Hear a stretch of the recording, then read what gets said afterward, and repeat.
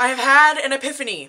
I just got home, like I walked in the door 2 seconds ago. I've been waiting to film this video since I got home, but I had to go to work right after as soon as I got home. Oh my goodness, this is life-changing. If this has already been realized, then I'm stupid and I'm talking about something that has already been realized, but it's something that I need to share with you guys.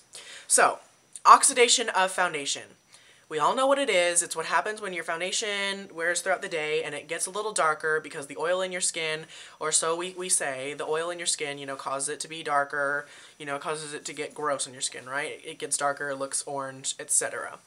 Well, today, in forensic science class, we were talking about blood spatters. And as we were talking about, I'm going to get my notes out because I want to say this properly.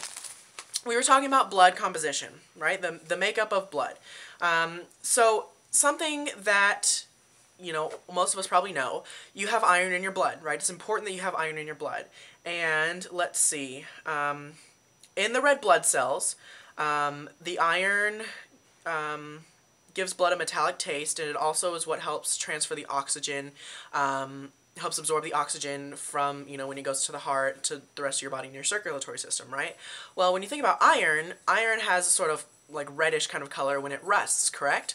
Iron, that's the reason that your blood it has that reddish tint, because it has the iron that the oxidized iron is why it has that kind of rusty, deep red color, right? The iron is also what kind of thickens the blood a little bit. It's because it's so absorbed with oxygen, it kind of gets a little bit denser and a little bit heavier, which is why your red blood cells are the most common and the most abundant in your body, because it's the oxygenated blood and it becomes, the most abundant, I guess you could say. It's the most, because it has the iron and the oxygen in it. Well, when you look at a foundation bottle or a box, depending on where you get your foundation from, you'll notice that on most of the boxes, if you'll notice, when you read the ingredients list, we'll take Vita Lumiere for instance. At the very end, usually, and I will zoom in and show you guys this. So do you see at the end here, it says where it may contain iron oxides, titanium dioxide, and mica. So when we're talking about makeup in blood in forensic science class, it got me thinking about makeup, as it does. It dawned on me, foundations have iron oxides as a thickening ingredient. Same reason they have titanium dioxide, which is why even if a foundation has no trace of SPF, there's no SPF rating on it, they still will put titanium dioxide, even in some skincare products, just to thicken it up, to help it be a little bit of a richer texture, to make it a little bit denser, maybe a little bit easier to apply. They will often, most likely, include iron oxides for the same reason, because it gives a different kind of texture, different level of, of blendability and thickness. That's the reason your foundation oxidizes, because when iron reacts with the oxygen in the air, it turns that rusty, deeper color. So if you're putting something like that on your face, especially if you have oily skin, but when your face reacts with the oxygen in the air, well, air is oxygen, among other things, carbon dioxide, etc. When the iron reacts with the oxygen in the air, it becomes oxidized, and it turns that darker color. So, fucking brain explosion I had. I freaked out because I was like, oh my gosh, I have to tell everyone this. So what you need to look out for, and this is something that's a little bit difficult to avoid, especially if you have oily skin, especially if you use liquid foundation.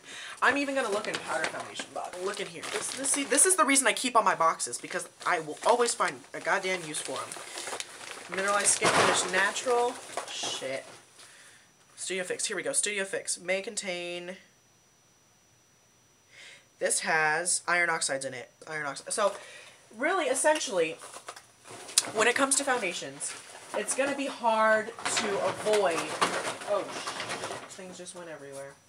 It's going to be hard to avoid iron oxides completely in your foundation. Because, like I said, companies... Oh, I should hurry up and finish this.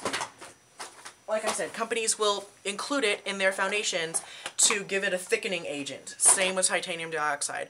So the thing that you need to pay attention to, if you have extremely oily skin and your skin or your foundation tends to oxidize on you, you need to pay attention to the concentration of iron oxides in your foundation.